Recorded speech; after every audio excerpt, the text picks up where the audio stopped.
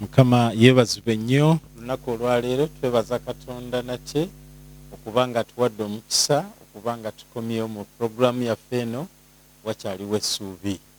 Amanya n'eddoboozi gw'olabako nze mwebaza Gerard Kaliba okuva wano Masajja Christian Center ku Busaabala Road. Katonda atusaasidde tukyalina essuubi nti omukulembeze w'eggwanga agenda tuwa akaguudo akaddugavu naffe tuve mu nfuufu. Njagala okwebaza Katonda olwa byonna by'atuyisizaamu okuva lwe twasembayo okulabagana. Manyidde ddala Mukama akoze bulungi era akyakolera ddala bulungi nga bw'ali omwesigwa. Naye nga tetunnagenda mu maaso kansabe gulewo n'essaala Katonda atuluŋŋamye. Kitaffe omwagalwa, twagala okwebaza olw'ekisa kye ekingi, tukwebaza olw'okwagala kwe okungi okutenkanika, tukwebaza kubanga okyatuwadde embavu ne tukkiriza tetujja kumalako, tujja kuwangula mu nsi ejjudde obulemu, ejjudde emitawaana emingi.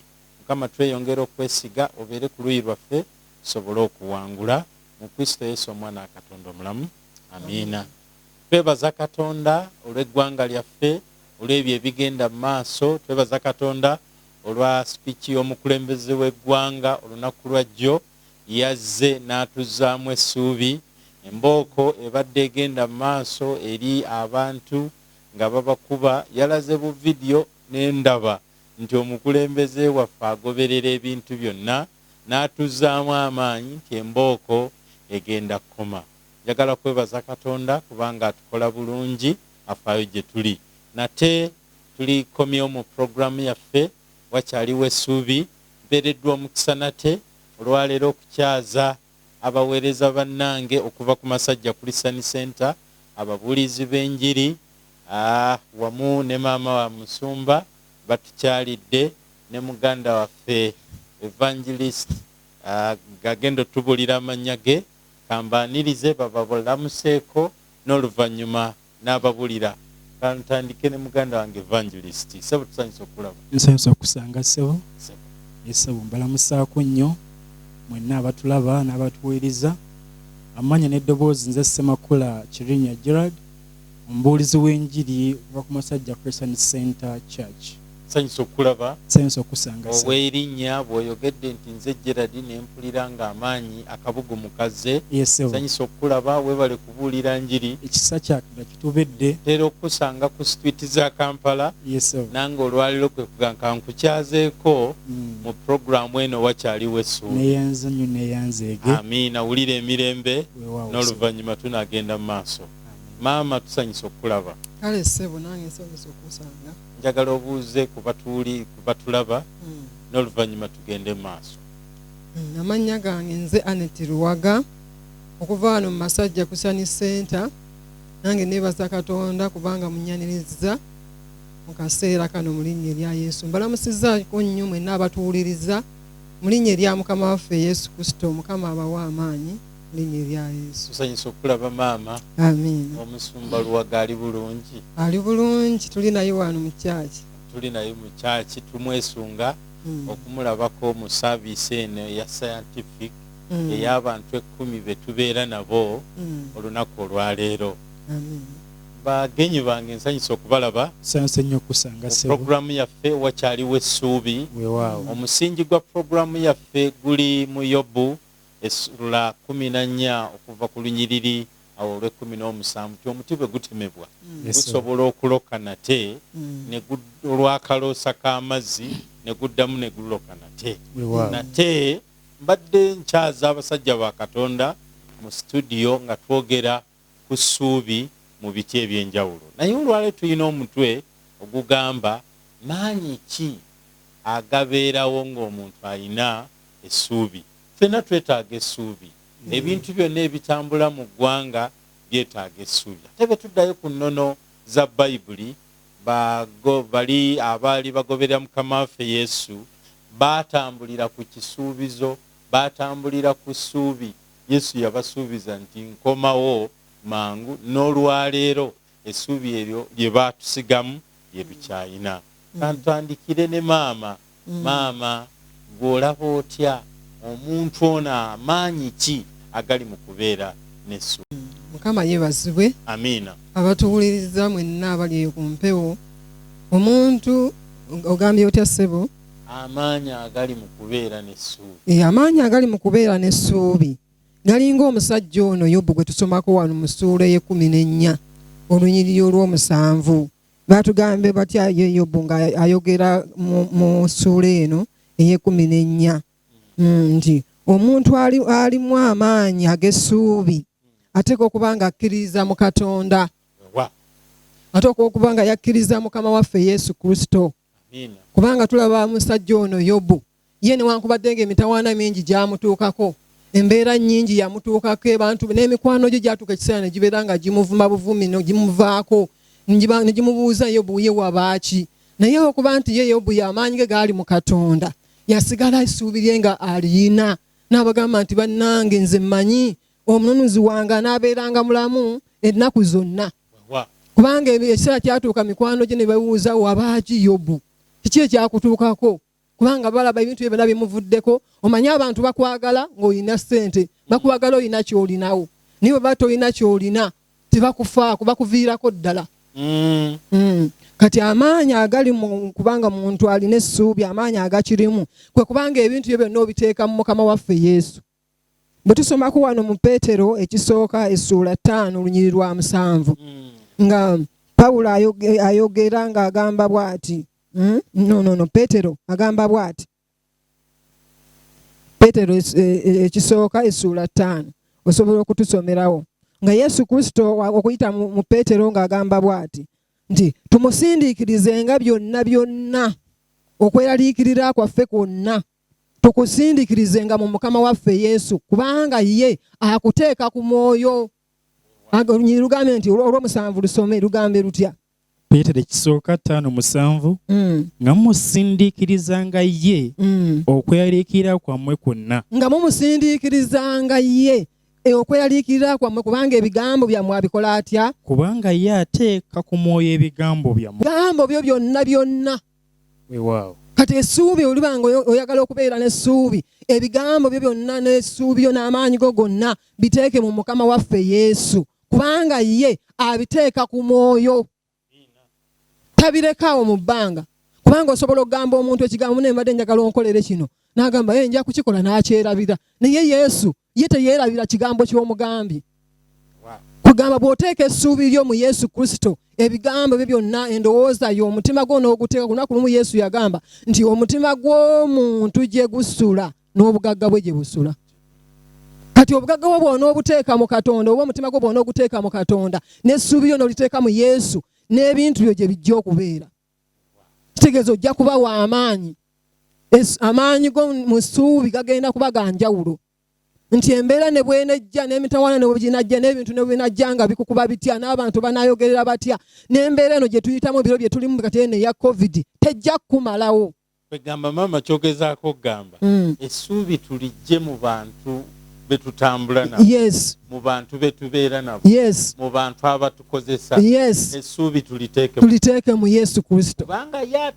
Kubanga ye ateekera ddala ku mwoyo. Nze maama w'abaana asobola okunteekamu essuubi naye nga gwalitadde mu byaŋŋambye byonna sibitadde ku mwoyo. Naye Katonda ye bwe tumulaba bye tulowooza byetumusuubirizaamu amala n'abiteeka ku mwoyo. Genda mu maaso maama. Okiraba nti ye teyeerabira ky'oyogedde, teyeerabira ky'omusabye.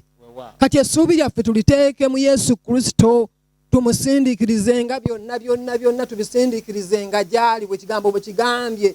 Peetero ekisooka essuula 5:7 nti okweyaliikirirako kwonna kusindiikirize mu Yesu Kristo. Byonna ebikutiisa ebikweyaliikiriza ne bino byonna betulaba ebitulimu kati ebiro bino byonna tubiteeke mu Yesu Kristo, tumutegeeze buli mbeera yonna, tumutegeeze buli kigambo kyonna, kubanga ye teyeerabira, ate ekirala ateeka ku mwoyo. Kaakati maama wali obaddekaawo mu mbeera nga gw'olina essuubi mw'obadde olitadde newagenda okulaba nga gw'olitaddemu talitadde ku mwoyo, embeera eyo yali ekutuuseeko? Embeera eyo yantuukako nga ndabira ddala nti omuntu gwe mbadde ndowooza nti anannyamba tannyambye. n'essuubi yange naliteeka mu Yesu Kristo nalabira ddala ng'ebintu byonna bisoboka. Tubulira akaseera ako kyaliwaawo. Kati njagala okuzzaamu abakyala amaanyi. Mwabali eyo nga mulowooza nti bwe naalokoka omwami wange agenda kungoba. Kubanga abantu abakyala basinga basanga ngo babuulira enjiri nga bagamba nti bwe naalokoka munnange omwami ajja kungoba n'agenda munansuza mmwe abambuulira enjiri munnenkuzzaamu essuubi nti omwami oyo tajja kugoba. Lwaki? Kubanga bw'oba ogenda okufa togenda naye. Ne bwe mufiiridde accident nga mufudde babiri baziika omu ku omu tebabaziika wamu mwembi. Kyekikakasa nti nno buli omu agenda yekka. Kati nze essuubi lyange nalijja mu mwami ne ŋŋamba omwami ono bwaŋŋaana ebyokulokoka nnenda kumaliriza nga ŋŋenze mu ggeyeena ng'ate tulina okugenda mu ggulu. Ekitulokosa kugenda mu ggulu. Amiina. Kati essuubi lyo bw'oliteeka mu Yesu Kristo ebintu byonna bisoboka. Era ekiseera kyatuuka munnange bwe nateeka essuubi lyange mu Yesu ne ndabira ddala ng'ate akwata ku mwami wange eyali aŋŋaana ebya Yesu ate munnange n'atandika obbikkiriza. Maama olw'ebigambo ebyo by'otuwadde essuubi tulijje ku baana b'abantu, essuubi tuliteeke Katonda olwo tunaabeera b'amaanyi. Omuntu alaga nti alina essuubi, amaanyi agali mu ssuubi, amaanyi agali mu muntu alina essuubi, ye muntu ajja obwesige bwe mu mwana w'omuntu n'abuteeka mu Katonda. Maama tweyanzizza era abatulaba eyo mwandibadde mukubirako maama mu ngalo kubanga atuwadde ebigambo ebivudde ddala ku mutima gwe.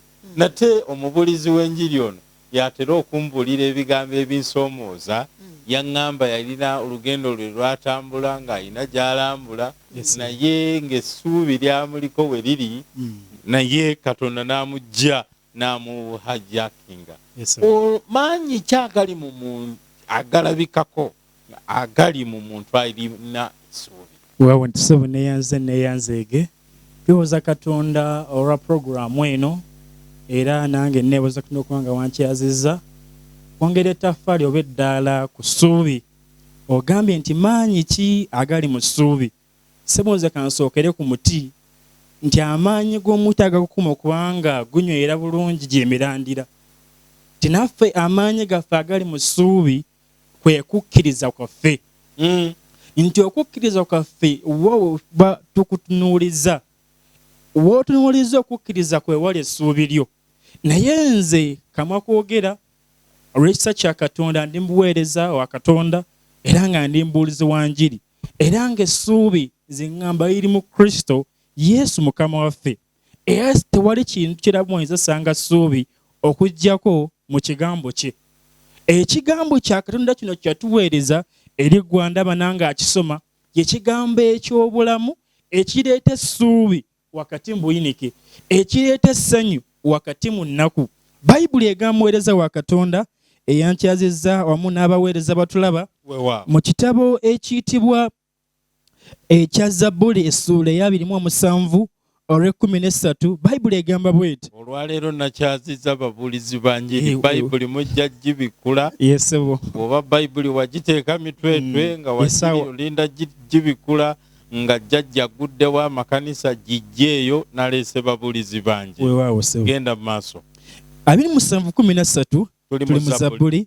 Bayibuli egamba nti nandizirise singa sakkiriza kulaba bulungi bwa Mukama mu nsi eno ey'abalamu. 14 Lindiira Mukama, ddamu amaanyi, ogumu omwoyo. Weewaawo lindiira Mukama. Essuubi lyaffe oba amaanyi gaffe gali mu Katonda, gali mu kigambo kye kino kye yatuwa nze naawe. Bayibuli egyo olina mu makaago nange ne gye nsomye nga nsinziira ku mpawu zino zondabirako nti nga Bayibuli etutegeeza nti nandizirise singa sakkiriza okulaba obulungi bwa Mukama mu nsi eno ey'abalamu. Newankubadde bitera okubanga bigootaana, embeera zijja, ezimu nga za nnaku, ezimu nga za buyinike, naye nkutegeeza mukwano gwange nti essuubi lyaffe liri mu kigambo kya Katonda. Muweereza wa Mukama nebaza Katonda kubanga programu eno eva mu kitabo ekitibwa ekya Yobu 14:7 nga Yobu agamba nti wakyaliwo essuubi, omuti we gutemebwa guddamu ne guloka nate olw'akaloosa k'amazzi. Zonna olw'akaloosa k'amazzi sigenda kwogera amazzi naye ŋŋambe nti olwakaloosa k'ekigambo kya Katonda, olwakaloosa k'ekigambo kya Katonda ekyokyanywezezza, olwakaloosa k'ekigambo kya Katonda ekyokyakuumye, kkiriza Katonda nti agenda kukusanyusa. Essuubi lyo libeere mu kigambo, essuubi lyo limebeera mu bintu birala. Tugeze ensimbi ziggwawo, ebitiibwa biggwawo, eŋŋanda zituuka akaseera ne zikweka wekka. Musajja wa Mukama wangisebu tuddeyo kemabega. Ogambye olunyiriri lw'otusomedde nti nandizirise singa sakkiriza. Wali oli mu mbeera ki we wakkiririza Yesu Kristo? Neyanziza ssebo ekibuuzo ekyo. Nzikiriza Kristo mu mwaka wa 2014. Nali nva kulambula, nali muli wa nnyimbe. Ng'olya ennyimbe, ng'olya mmere ya nnyimbe. Era nga nze gwe mukolo gwe nsinga ddala okutabaalamu. Wadde simanyi yafa nga nze ŋŋendayo nendaba ki kye baafumbye. N'okungubaga nabo ng'omusajja Omuganda. Era ne nkaaba wamu nabo kubanga mba nyina okubabeerawo mu ssanyu ne mu nnaku. Kati mulumbe lyalinga ssanyu lyalinga nnaku. Kuba kwenaazaako nnaku ssebo. Musajja Omuganda. Ssebo. Naye mu kyo mba nzikirira nga nnyina gye nva okulambula olumbe, nensanga crusade y'abavubuka nga bwira ekigambo kya Katonda. Kunze lwaki sikkiriza kigambo kino? Nenzikiriza ekigambo mu biro ebyo, ewaka eyo twalina ebyo twayitangamu. Ng'osula mu kisenge wekanga oli mu ddiiro. Nga tusula tutambula. Nga batugezaako tukolako ebikolokolo ebyo ng'ebyekifumu bw'obusamize ebiba, naye nga buteerere. Naye nkutegeeza kino, muweereza wa Mukama yankyazizza nti we nakkiriza Kristo okubeera omulokozi w'obulamu bwange, ate mulabyeko ng'alina by'akyusa, mulabyeko ng'alina by'aggyawo, ate mulabyeko era ng'alina wandiita ne mu studio eno okunkyaza, era nzikiriza nti abadde Yesu. Ntegeeze ku bantu abalala obulungi bwa Kristo.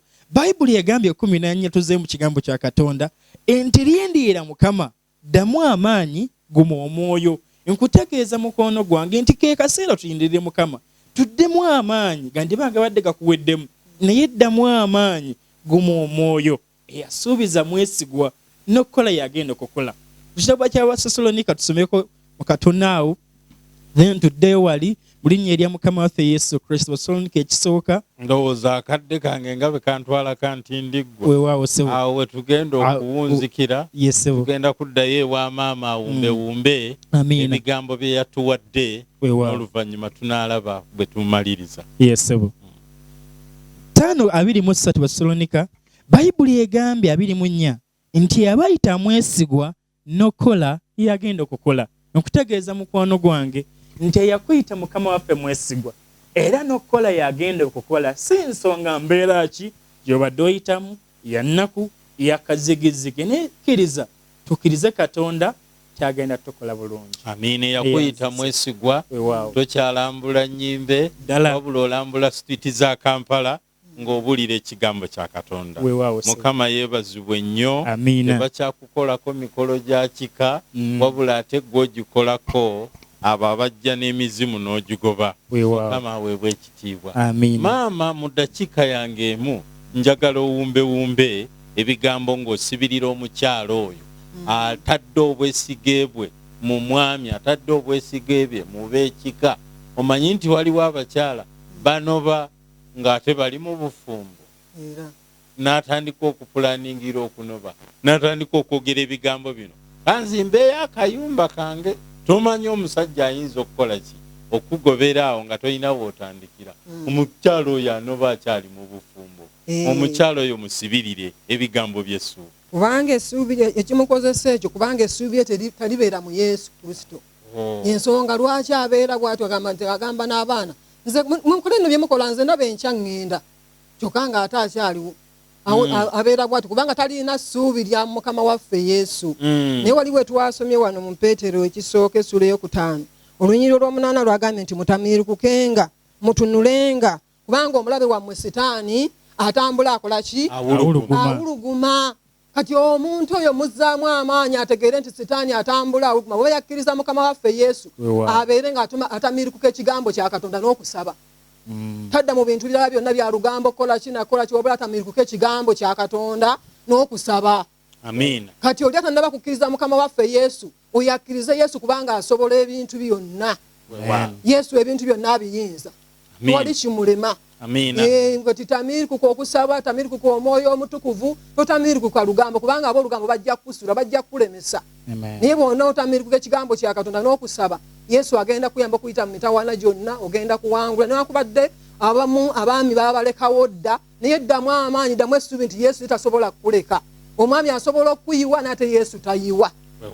Abantu basobola okuyiwa naye Yesu takola ki? Tayiwa. Kati sigala mu Mukama waffe Yesu, tamiriku okusaba, tamiriku omwoyo omutukuvu, obeere ng'wenywereza mu Mukama waffe Yesu, essuubi lyo mwe liba libeera. Amiina nnyo. Mubulizi w'enjiri mbawumba ebigambo ng'osibirira omuvubuka akyali eyo akyatalaatala gwe nno wali ng'olambula bulambuzi bafiiriddwa n'okungubagawa naye waliwo alambulawo bwe batunda enjaga oyo muzzeemu essuubi mu ddakiika yange emidde nkuwadde n'oluvannyuma tunaakomawo. Neesiima ennyo gyeyanziza njogera naawe mukwano gwange muganda wange omuvubuka era nga mmanyi by'oyitamu naye nkutegeeza Bayibuli egamba Baibulaniya 12:2 nti nga tutunuulira Yesu yekka omukulu okukkiriza kwaffe era omutandizi waako. Nkutegeeza nno kano ke kaseera obulamu obuteeke mu Kristo, ke kaseera emirandira gyo oginyweze mu Yesu. Ngamba emirandira gyo kukkiriza nti kkiriza Kristo embagirawo kati ng'okyali mulamu era nawe yamukkiriza, ke kaseera omunywerereko. Tagenda kukoleka kyekimu, tagenda kukolekulira era tagenda kuwabulira mu linnya erya Yesu. Ddala abavubuka tufunyeemu olwaleero, abakyala nammwe mufunyeemu, abasajja tukyajja olunaku oluddako olw'Essande tugenda kubeera wamu nammwe era tuleete abasajja abanatuzaamu amaanyi okuba nga tutambula tugenda mu maaso. Abaweereza ba Mukama be mbadde nkyazizza maama Musumba Luwaga ne muganda wange Ssemakula Gerard Kirinnya be babadde bali mu studio. Maama njagala nkuweeyo sekendi 3 obeeko b'otumira. Yesu yeebazibwa abooluganda, nange ntumira mikwano gyange abakyala abali eyo nga mbazzaamu amaanyi baneemuddemu amaanyi okusaba Mukama waffe Yesu.